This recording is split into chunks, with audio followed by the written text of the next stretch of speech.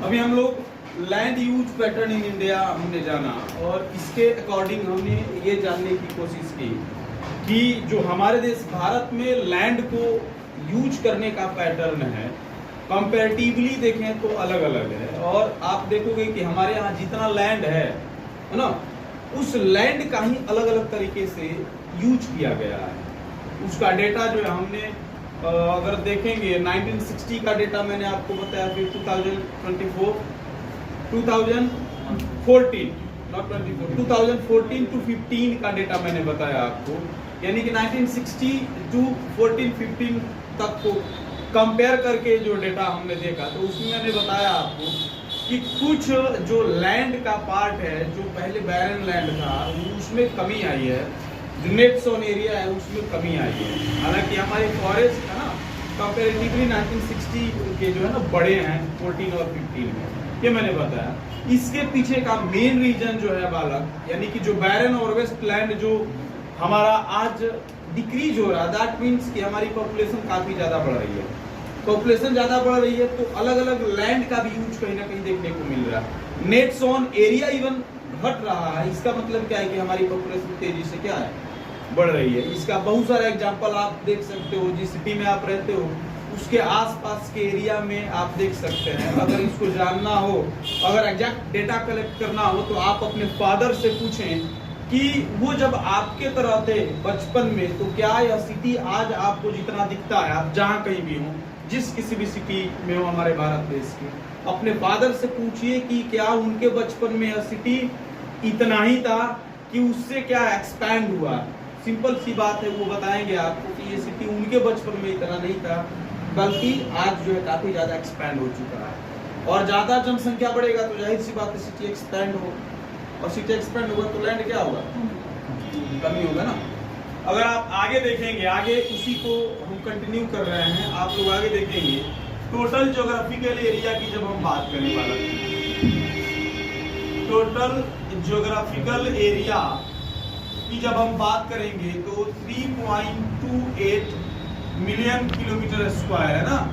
आप देखेंगे इतना है टोटल ज्योग्राफिकल एरिया हमारे भारत देश का 3.28 मिलियन स्क्वायर है, ठीक है,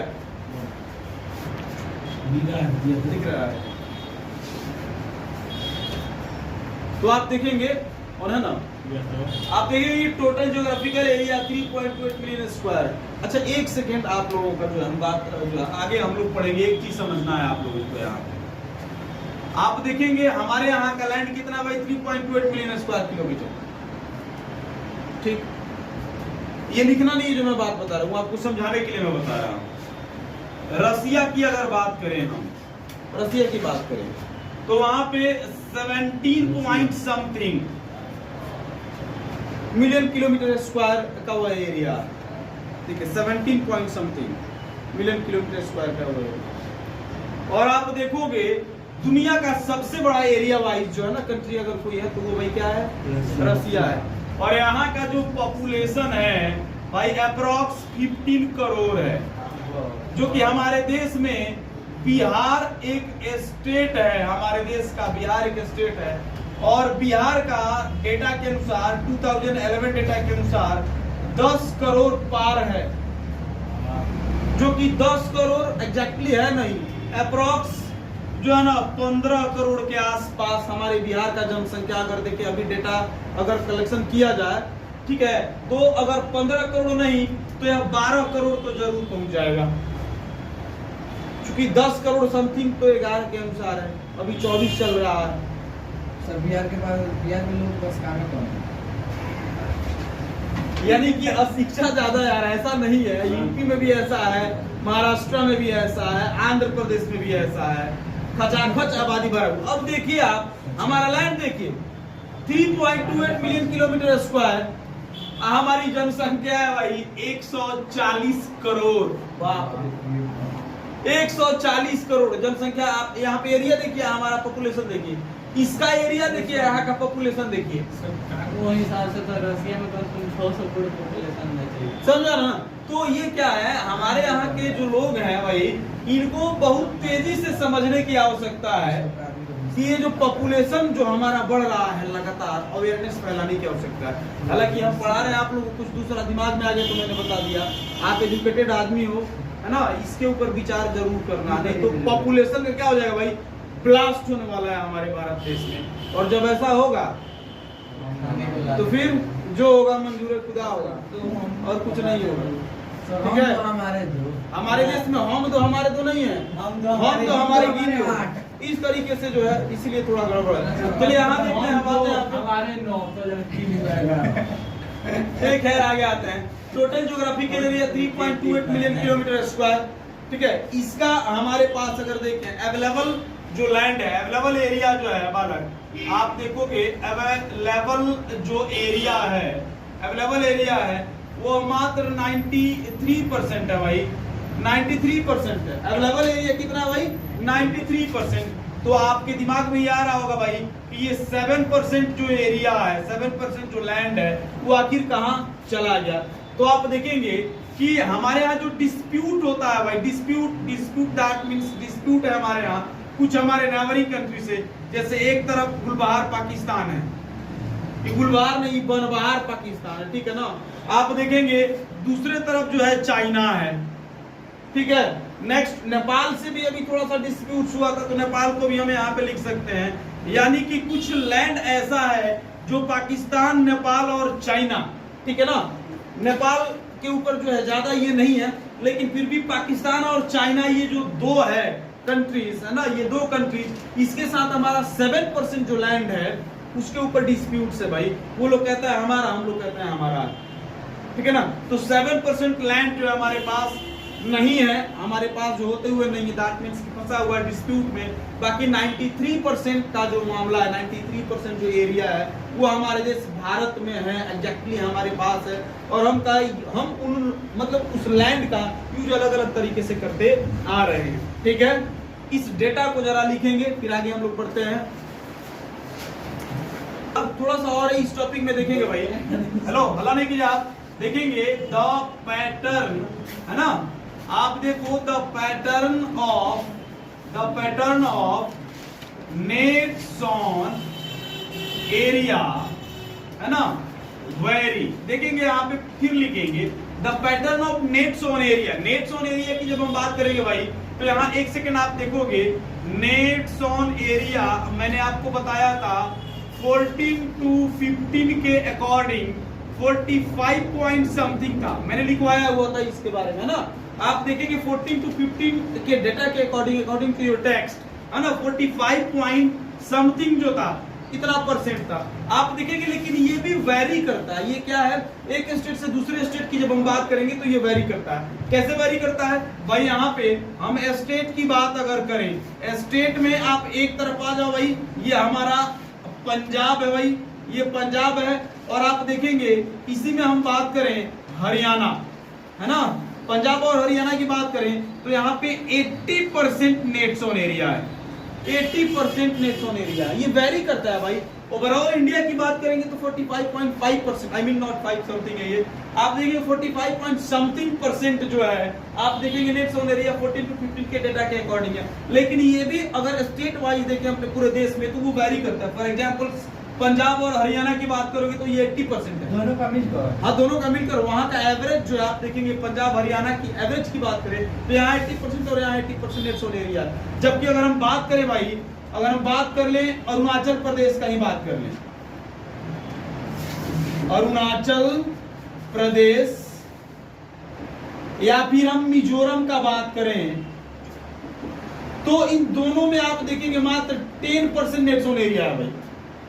दोनों में क्या है, नेट्स ऑन एरिया 10%, ओनली 10%। अब यहाँ देखने वाली बात है कि एक तरफ 80% दूसरी तरफ आप देखेंगे 10% है। दैट मींस कि नेट्स ऑन एरिया ये वेरी कर रहा है कि नहीं। आप देख रहे हैं आपको फ्लक्चुएशन डेटा में देखने को मिल रहा है, जहां एक तरफ 80%, वहां एक तरफ आपको 10%। इसके पीछे का रीजन क्या है, इसके पीछे का रीजन है भाई प्लेन लैंड, एल्यूवियल सॉइल। क्योंकि मैं आगे आपको बताऊंगा इसको बहुत डिटेल में, जब हम लोग पढ़ेंगे सॉइल को जब हम पढ़ेंगे तो देखेंगे क्या पंजाब हरियाणा में क्या है भाई एल्यूवियल सॉइल है, साथ ही आप देखोगे यहाँ पे जो है प्लेन लैंड है, जबकि ये क्या है पूरा का पूरा माउंटेनियस एरिया है। तो माउंटेनियस एरिया में जो फैसिलिटीज आपको प्लेन लैंड देगी वो यहाँ पे नहीं देगी। दैट मीन्स कि हमारा जो कल्टिवेबल लैंड है ना, वो क्या होगा वेरी करेगा ही करेगा, सिंपल सी बात। ठीक, कोई दिक्कत नहीं है ना। आगे देखेंगे हम लोग, इसमें आगे देखेंगे, इसको लिखे तो लिखिए भाई कि इसी में आगे हमें क्या देखना है भाई, जो डिजायर्ड फॉरेस्ट होना चाहिए, जो डिजायर फॉरेस्ट होना चाहिए वो 33% होना चाहिए, है ना। आप 33%, ये किसके अकॉर्डिंग होना चाहिए आप देखोगे यहाँ पे अकॉर्डिंग टू नेशनल मंडेला बोल रहा है, national forest policy, national forest policy 1952 के अकॉर्डिंग हमारे पास जो डिजायर्ड फॉरेस्ट होना चाहिए वो 33% होना चाहिए, लेकिन हमारे पास कितना है भाई 23.3%, है ना। 23.3%। मैंने आपको बताया था कि 18.11% जो है आप देखोगे ये 1960 के डेटा के अनुसार तो था, लेकिन 14-15 आप देखेंगे 14-15 के डेटा के अनुसार हम देखेंगे 23.3% है, यानी कि इसमें जो आप देखेंगे इंक्रीज देखने को मिल रहा है, लेकिन फिर भी जो डिजायर्ड वही है वो कितना है 33%। अगर इतना होगा तब हमारे लिए क्या होगा, काफी बेटर होगा। नहीं तो अभी भी हमारे लिए प्रॉब्लम्स हैं, इसको हर हाल में बढ़ाना है। हमारी गवर्नमेंट ने हालांकि काम की हुई है 18 से 23 तक लाने के लिए। आप देखेंगे रास्ते जो है ना उसके किनारे जो है ना कैनल नहर पे या जहां भी स्पेस जो है ना गवर्नमेंट को मिला हुआ है वहां पे पेड़ लगाने का काम किया हुआ है। और आज के डेट में हमारे बिहार की बात करें तो यहाँ पे थोड़ा सा क्या है सराहनीय कदम उठाए गए हैं, कुछ अच्छे स्टेप्स उठाए गए हैं, जैसे नीतीश कुमार जी ने इसको जो है ना अलग अलग तरीके से इम्प्लीमेंट किया और हमारे यहाँ फॉरेस्ट जो है ना बढ़ा हुआ है। अलग बात है राजनीति में पलटते रहते हैं, लेकिन हमारे एनवायरमेंट के लिए क्या है उन्होंने काम किया हुआ है ठीक ठाक। चलिए इसको लिखें, फिर हम लोग नेक्स्ट टॉपिक पढ़ेंगे। डिजायर्ड फॉरेस्ट पॉलिसी जो है वो 33% होना चाहिए according to national forest policy 1952। इसके अकॉर्डिंग 33% होगा तो ये हमारे एनवायरमेंट के लिए बेटर होगा, लेकिन हमारे पास अभी अवेलेबल है 23.3% फॉरेस्ट, 23.3% जो 1960 के डेटा से थोड़ा बढ़ा तो है, लेकिन आप देखेंगे जितना डिजायर्ड है उससे कम है, जो कि अभी भी खराब है। तो फिर ये आप जो नेट जोन एरिया है उसी का नेट जोन एरिया जो है उसका पार्ट, नेट जोन एरिया पे एक्चुअली क्या है हमने क्या किया है यूज किया है, सिर्फ कल्टीवेशन वहां पे होगा नेट जोन एरिया पे, लेकिन लैंड यूज पैटर्न हम बोल रहे हैं तो लैंड यूज पैटर्न में लैंड का यूटिलाइजेशन अलग अलग तरीके से करेंगे ना। तो नेट जोन एरिया हमारा 45.5% है आज के अकॉर्डिंग, मतलब 14-15 के अकॉर्डिंग, जबकि आप देखेंगे फॉरेस्ट जो है वो आप देखेंगे 23% उसका अलग है। ठीक है सर, वो हम इसलिए पूछे ना हमारे यहाँ एरो लैंड डिग्रेडेशन हम लोग देखने का काम करेंगे अभी, देखेंगे लैंड डिग्रेडेशन। लैंड डिग्रेडेशन नया टॉपिक है भाई हमारा, लैंड डिग्रेडेशन एंड कंजर्वेशन, है ना, and conservation, land degradation and conservation. ठीक है, इसको हम लोग जानने का काम करते हैं। ठीक है, लैंड डिग्रेडेशन क्या है इसको हम लोग समझेंगे। बाई कंजर्वेशन की बात हम लोग बाद में करेंगे, हाउ टू कंजर्व ये हम लोग बाद में करेंगे। पहले देखेंगे लैंड डिग्रेडेशन है क्या, है ना, और लैंड डिग्रेडेशन के कॉजेज क्या है इसको हम लोग समझने का काम करते हैं। सबसे पहले आप समझिए लैंड डिग्रेडेशन क्या है ना। आप यहाँ पे देखोगे, लिखना नहीं है, समझना है अभी, reduction of land fertility, reduction of land fertility due to human activity, reduction of land fertility due to human activity known as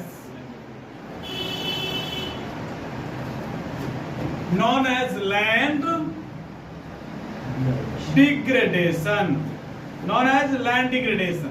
आप देखेंगे आज हमारी जो एक्टिविटी है, ह्यूमन एक्टिविटी इस तरीके का है जिसकी वजह से लैंड की जो फर्टिलिटी है, वही सॉइल की जो फर्टिलिटी है, सिंपली वो क्या है, काफी डिक्रीज हो गई है। एक एग्जांपल हम आपको देते हैं और इसको समझाने का काम करते हैं। जैसे मान लो अगर यहाँ पे लैंड है, कोई भी प्लॉट लैंड, मानो आप देखेंगे यहाँ पे लैंड है, दो तरीके का प्लॉट मैंने आपको यहाँ पे बनाया हुआ है, इसको समझेंगे आप।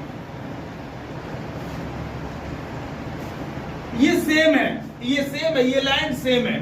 दो डेटा हम आपको बताने दो डेटा मैं बताने जा रहा हूं आपको। जैसे मान लो इसको अभी मान लो 2024 चल रहा है, 24 to 30 हम मान लेते हैं 24 to 30। अब इसको मान लेते हैं 2030 to 36, है ना, 6 साल का हो रहा है ना।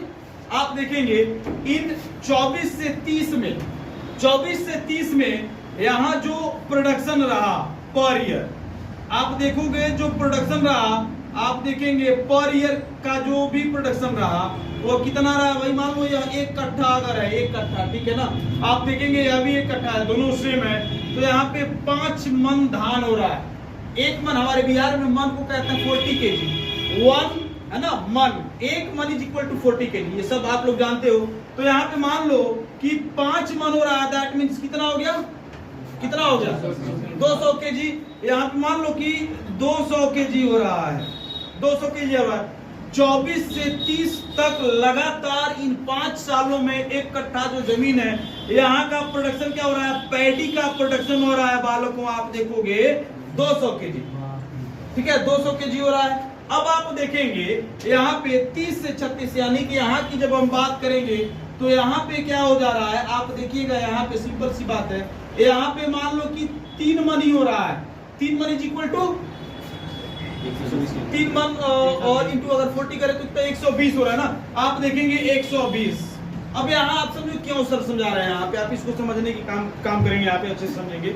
जैसे आप देखोगे कि यहाँ पे 200 kg हो रहा है, यहाँ पे 120 kg हो रहा है, समझ में आ रहा है। यहाँ पे आपने केमिकल फर्टिलाइजर्स का खूब यूज किया और उसके आधार पे आप पर ईयर 200 kg ले रहे हो, पर ईयर 200 kg यहाँ पे ले रहे हो।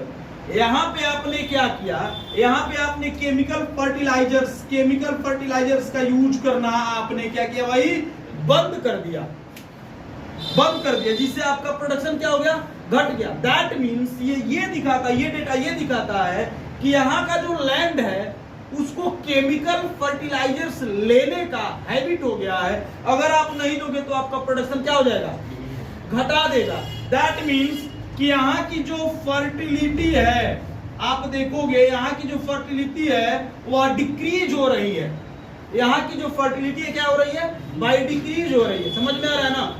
इसी ये थोड़ा सा आप देखोगे ये डेटा जो है यहाँ की फर्टिलिटी डिक्रीज हो रही है, लेकिन कहीं कहीं का लैंड ऐसा है, कहीं कहीं का लैंड ऐसा है जिससे यहाँ पे लगातार केमिकल फर्टिलाइजर्स खूब आपने यूज किया, उसका भी एक अपना क्या है भाई कि उसका एक लिमिटेशन है। उस लिमिट के पार चले जाओगे तो एक दिन ऐसा आएगा कि यहाँ की फर्टिलिटी अपने से समाप्त हो जाएगी और यह लैंड डिग्रेड हो जाएगा। एक ये रहा हमारा ह्यूमन एक्टिविटी की, जब हम बात करेंगे तो ये एक एक्टिविटी हो गया।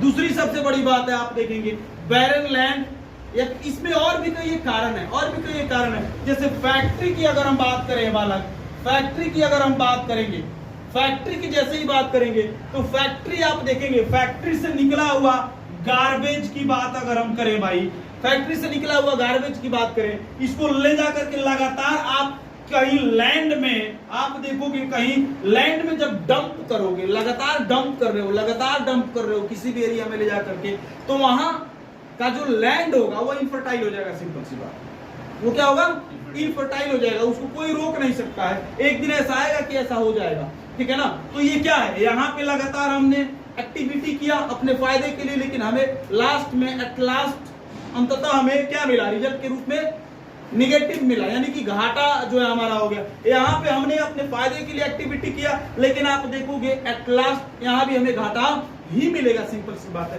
तो ये कुछ ऐसे एक्टिविटी है ह्यूमन की, ये कुछ ऐसे एक्टिविटी है जो लैंड को इनफर्टाइल बना रहा है। हालांकि इसके पीछे और भी कई कॉजेज हैं, मैं अभी उसको बताने जा रहा हूँ, ठीक है। इसको लिखो, ठीक है। जैसे यहाँ पे ये समझ में नहीं आया ना, आप देखेंगे इसको हम समझने का काम करते हैं। यानी कि यहाँ पे जो हमारा प्रोडक्शन कम हुआ उसमें फर्टिलाइजर्स एक कॉज है कि हमने यहाँ पे फर्टिलाइजर्स नहीं दिया।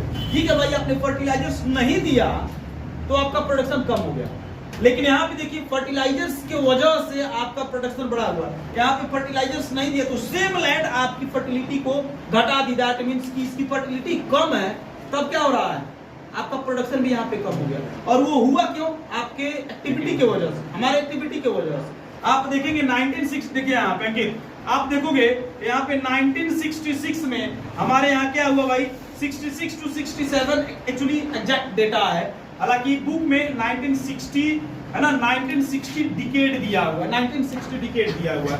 तो यहाँ पे हमारे यहाँ ग्रीन रिवॉल्यूशन होता है। क्या होता है भाई, ग्रीन रिवॉल्यूशन हुआ। और ग्रीन रिवॉल्यूशन हुआ तो उस समय एमएस स्वामीनाथन जो थे, हमारे एमएस स्वामीनाथन थे, एमएस स्वामीनाथन जो थे, ठीक है ना, उन्होंने सुझाव दिया हमारी गवर्नमेंट को, हमारे लोगों को कि ग्रीन रिवॉल्यूशन हमारे यहाँ लाना होगा। दैट मींस HYV सीड्स आप डालिए, HYV seeds, high yielding variety of seeds डालिए, इरिगेशन मेथड को आप सुधार लीजिए, एग्रीकल्चरल मेथड को आप सुधार लीजिए, ठीक है ना, केमिकल फर्टिलाइजर्स का अच्छे से इस्तेमाल कीजिए, लोगों के अंदर अवेयरनेस फैलाइए। और ये तमाम वर्क किए गए और हमारे यहाँ का जो प्रोडक्शन बहुत भयानक तरीके से बढ़ा।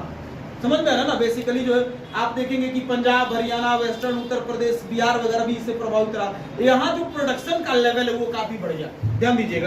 और यहाँ पे प्रोडक्शन का लेवल इसीलिए बढ़ गया क्योंकि इरिगेशन मेथड हमारा चेंज हो गया, एग्रीकल्चरल मेथड हमारा चेंज हो गया। आप देखेंगे HYV सीड्स, केमिकल फर्टिलाइजर्स, नए नए टूल्स हमने यूज किया।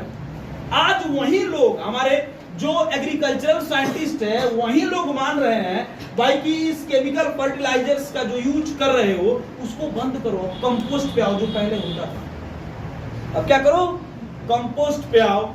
कंपोस्ट अगर यूज हमने नहीं किया, ये आप देखेंगे ये क्या हो रहा है, हम लोग नहीं बोल रहे हैं, दैट मींस कि एग्रीकल्चरल साइंटिस्ट का ये अपना डेटा है, उनका मानना है कि ज्यादातर हम केमिकल फर्टिलाइजर्स का यूज आप करोगे तो वो दिन दूर नहीं कि हमारे यहाँ का लैंड जो है वो इनफर्टाइल हो जाएगा एकदम, और फिर हमारा प्रोडक्शन क्या हो जाएगा, जीरो हो जाएगा। समझ में आ रहा है, इससे लैंड इनफर्टाइल नहीं होगा, बल्कि इससे लाइफ सर्कल में भी कहीं ना कहीं निगेटिव इंपैक्ट इसका पड़ रहा है। जैसे केमिकल फर्टिलाइजर्स कुछ ऐसा, जैसे इंसेक्टिसाइड हो गया, पेस्टिसाइड हो गया, जैसे ही हम एग्रीकल्चरल लैंड में पुट करते हैं तो वो कभी खत्म नहीं होता है, और वो मिट्टी के माध्यम से, रेन वाटर के माध्यम से जो वो नदी में जाता है, नदी से आप देखेंगे जो एक्वेटिक एनिमल्स है उनको कहीं ना कहीं इन्फ्लुएंस कर रहा है। समझ में आ रहा है, जैसे छोटे में हम लोग जब आपके तरह था तो खेत वगैरह में क्या होता था, पहले मैंने खुद देखा हुआ है कि जो ये इंसेक्टिसाइड और पेस्टिसाइड वगैरह जो लोग मारते थे, ठीक है ना, खेतों में, तो वहां पे होता क्या था, बहुत सारे एक्वेटिक एनिमल्स मरे हुए पाए जाते थे, यानी कि मछलियां बहुत ज्यादा वहां पे मरी हुई पाई जाती थी। समझ में आ रहा ना, लेकिन आज मछली दूर का बात, आज फ्रॉग भी देखने को जल्दी ठीक से नहीं मिलता, यानी कि बहुत ज्यादा एक्वेटिक एनिमल्स आखिर केमिकल फर्टिलाइजर्स की वजह से क्या हो गया है, मर गया है। तो इसका लाइफ सर्कल पे भी कहीं ना कहीं जो आपको बायोलॉजी में पढ़ाया जाएगा उसके ऊपर इस केमिकल फर्टिलाइजर्स का बहुत ज्यादा नेगेटिव इंपैक्ट है। हमारे लैंड के ऊपर जो है उसके फर्टिलिटी के ऊपर बहुत ज्यादा नेगेटिव इंपैक्ट है, और ये सारा का सारा ह्यूमन एक्टिविटी और कुछ नहीं। समझे? देखो यहाँ पे देखो कॉजेज ऑफ, इसके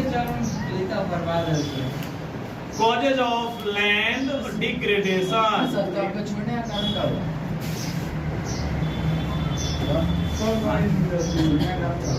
लाइफ बताया छोड़ने का कारण क्या हो गया, वो कॉजेज ऑफ लैंड डिग्रेडेशन।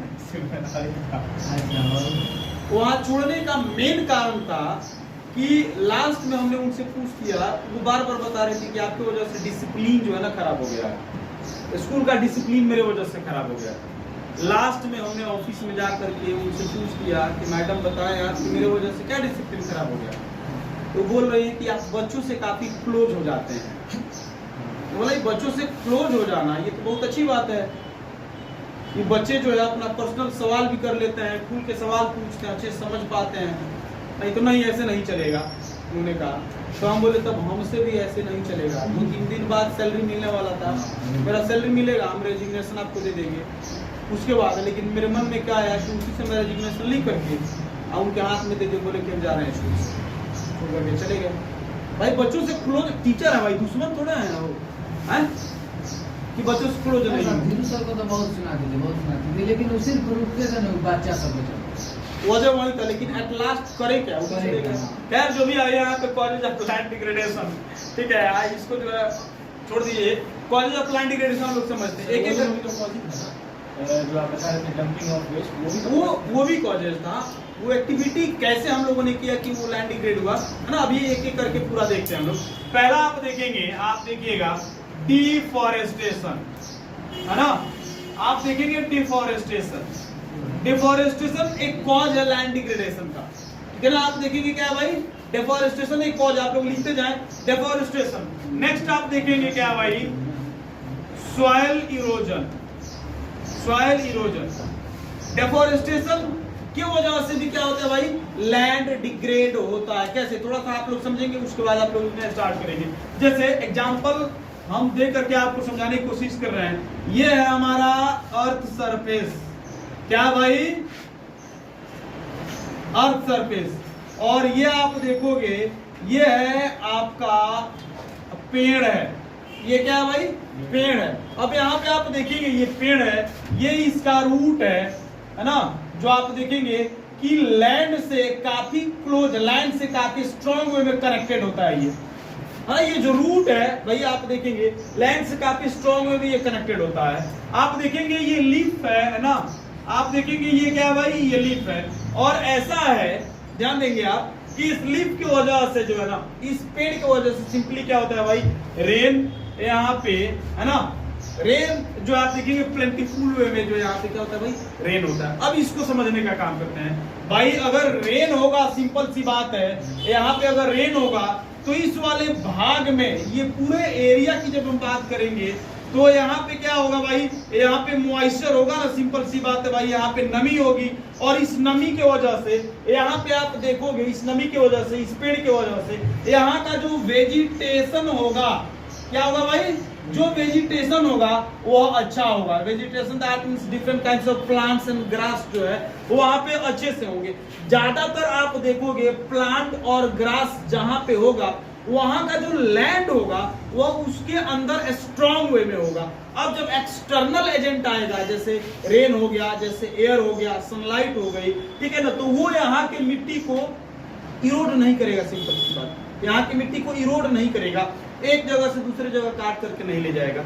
इस पेड़ के वजह से ऐसा होगा। दूसरी सबसे बड़ी बात, हमारा जो ग्राउंड में वाटर लेवल है वो भी क्या होगा भाई, मेंटेन होकर रहेगा, ऊपर की तरफ होकर के रहेगा, only because of this trees and root, है ना, इसके वजह से। लेकिन एक क्षण के लिए आप इमेजिन करो, इस पेड़ को आपने काट दिया, इस पेड़ को आपने काट दिया, तो आपका जो वाटर लेवल है ये तो सबसे पहले नीचे चला जाएगा। WL stand for water level, आप देखेंगे ये नीचे चला जाएगा, सिंपल सी बात है। यहाँ का जो वेजिटेशन, पहले मैंने आपको बताया, ये वेजिटेशन धीरे धीरे खराब होने लगेगा। वेजिटेशन जब धीरे धीरे खराब होगा, नीचे से वाटर लेवल हमारा जब नीचे खत्म हो जाएगा, तो उसके बाद क्या होगा, यहाँ का जो लैंड है, यहाँ मॉइस्चर भी खत्म होगा।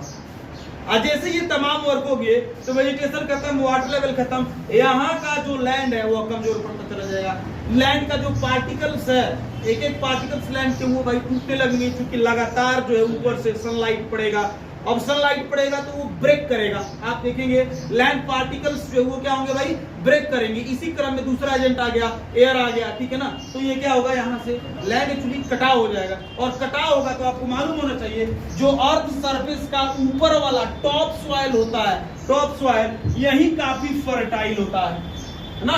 लैंड पार्टिकल्स जो भी लैंड सरफेस है, इसका टॉप सॉइल जो होता है ये काफी फर्टाइल होता है, और वो ऑलरेडी जो है वास्ट अवे हो गया। आप देखोगे वास्ट अवे हो गया, वास्ट अवे हो तो फर्टिलिटी खत्म होगी कि नहीं होगी। तो आप देखेंगे कि लैंड डिग्रेडेशन का आप देखेंगे क्या, डेफोरेस्टेशन क्या है भाई, एक कारण डेफोरेस्टेशन। इस डेफोरेस्टेशन की वजह से ही क्या होता है भाई, सॉइल इरोजन पहले कहीं होता है, और सॉइल इरोजन भी लैंड डिग्रेडेशन का क्या भाई, एक कॉज है। नेक्स्ट आप देखोगे अर्बनाइजेशन, ठीक है, लिखिए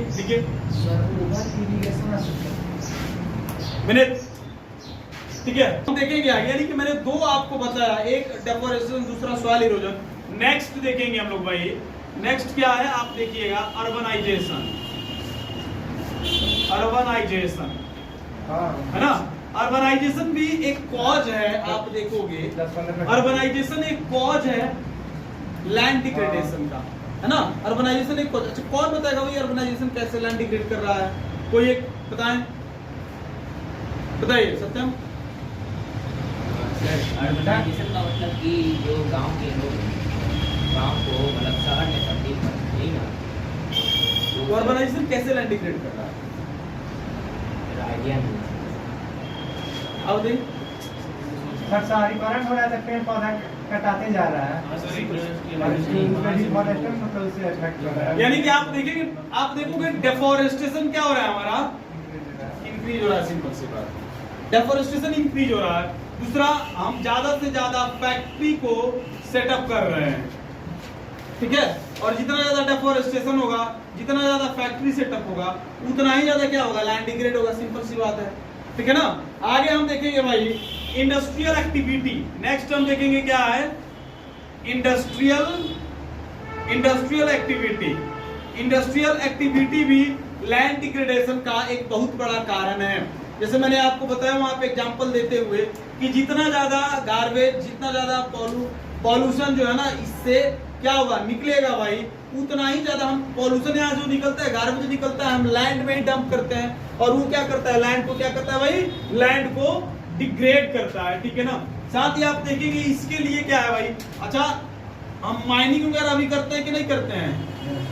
इंडस्ट्रीज के लिए आप देखोगे माइनिंग वगैरह करते हैं, माइनिंग करते हैं, बहुत सारा जो है रॉ मटेरियल हम माइनिंग की वजह से निकालते हैं, और वो रॉ मटेरियल या माइनिंग की वजह से जो रॉ मटेरियल आप देखोगे हम डिगिंग करके निकालते हैं, माइनिंग करके जो रॉ मटेरियल निकालते हैं, वही जो होता है इंडस्ट्री के लिए क्या होता है, बेनिफिशियल होता है। यानी कि यहाँ से जो रॉ मटेरियल होता है, वो रॉ मटेरियल हम इंडस्ट्री में यूज करते हैं, और आप देखेंगे इंडस्ट्री एक तरफ से जो है, इंडस्ट्री फिर गार्बेज बना करके क्या कर रही है भाई, लैंड को डिग्रेड करने में, पॉल्यूशन फैलाने में जो है अपना रोल को प्ले कर रहा है। दूसरी सबसे बड़ी बात, जहां पे हम माइनिंग करेंगे, सिंपल सी बात है, माइनिंग करेंगे तो माइनिंग अधिकांश तक करते हैं, डेफोरेस्टेशन वहां बढ़ावा मिल जाता है। हम देखेंगे लैंड को जो है ना, वहां पे खुदाई की जाती है, ज्यादातर माइंस करेंगे तो वहां पे बड़ा बड़ा जो है ना गैप, डीच बन जाता है, खाई बन जाता है, गड्ढा बन जाता है, और आप देखोगे जब गड्ढा बनेगा, सिंपल सी बात है, तो वो क्या हो जाएगा, लैंड फिर यूजेबल नहीं होगा, सिंपल सी बात।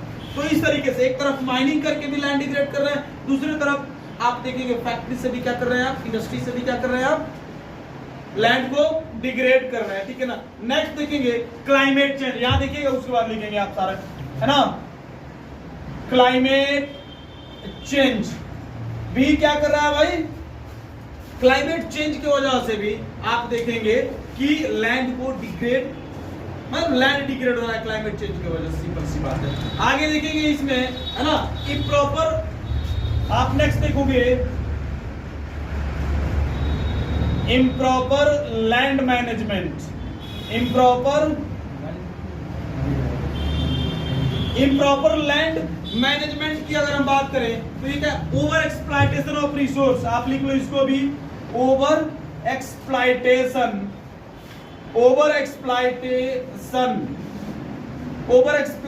ऑफ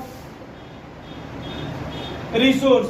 यानी कि आप देखेंगे कि लैंड डिग्रेडेशन के ये कुछ कारण रहे, जैसे क्या मैंने बताया, deforestation, soil erosion, urbanisation, industrial activity, climate change, improper land management and over exploitation. These are the main causes of the land degradation. इसके वजह से क्या हो रहा है भाई, लैंड कहीं ना कहीं डिग्रेड हो रहा है, ठीक, इसको लिखिए।